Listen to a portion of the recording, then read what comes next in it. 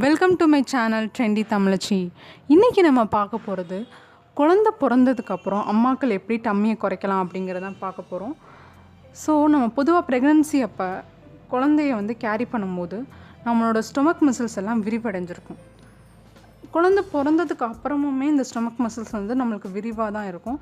So இந்த மாதிரி condition பேர் டயஸ்டசிஸ் ரெக்டே அப்படின்னு சொல்கிறாங்க. ஸோ இந்த கண்டிஷனை எப்படி ஓவர் கம் பண்ணலாம் அப்படிங்கிறத இப்போ பார்க்கலாம். சில பெண்களுக்கு குழந்தை பிறந்ததுக்கு அப்புறமுமே அவங்களோட வயிற்று பகுதி குறையாமல் இருக்க இதான் காரணம். இந்த கண்டிஷனை நீங்கள் டெஸ்ட் பண்ணலாம். அது எப்படி டெஸ்ட் பண்ணுறதுங்கிறத இப்போ நான் எக்ஸ்பிளைன் பண்ணுறேன். ஸோ இந்த பிக்சரில் உள்ள மாதிரியே நீங்கள் படுத்துக்கோங்க. உங்கள் தலையை மேல் நோக்கி அதே மாதிரி கால்களை ஊனி படுத்துக்கோங்க. அடுத்ததாக இந்த பிக்சரில் காமிக்கிற மாதிரி ஸ்டொமக்கோட சென்ட்ரல் பார்ட்டில் விரலால் அழுத்தம் கொடுக்கணும். ஸ்டொமக் மசில்ஸோட கேப் 2 விரல்களுக்கு மேலே இருந்தால் அது டயஸ்டசிஸ் ரெக்டேன்னு சொல்கிறாங்க. அடுத்ததாக பார்த்திங்கன்னா ப்ரெக்னென்சிக்கு அப்புறம் பெண்கள் சில ஆப்ஸ் எக்ஸசைசஸ் பண்ணாலுமே அவங்களோட டம்மி ரீஜன் குறையாது.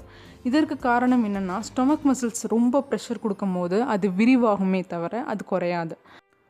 ஸோ அவாய்ட் பண்ண வேண்டிய ஆப்ஸ் எக்ஸசைஸ் அப்படின்னு பார்த்திங்கன்னா க்ரன்ச், பிளாங்க் இது போல் டம்மிக்கு ப்ரெஷர் கொடுக்குற எக்ஸசைஸ்லாம் நீங்கள் அவாய்ட் பண்ணணும். எந்த எக்ஸசைஸ் பண்ணால் டம்மியை குறைச்சி டம்மி மசில்ஸை கான்ட்ராக்ட் பண்ணலாம் அப்படிங்கிறத அடுத்த வீடியோவில் ஷேர் பண்ணுறேன். So B A fit mom. So இந்த வீடியோ உங்களுக்கு பிடிச்சிருந்தா என்னோடய சேனலுக்கு சப்ஸ்கிரைப் பண்ணுங்கள். தேங்க்யூ.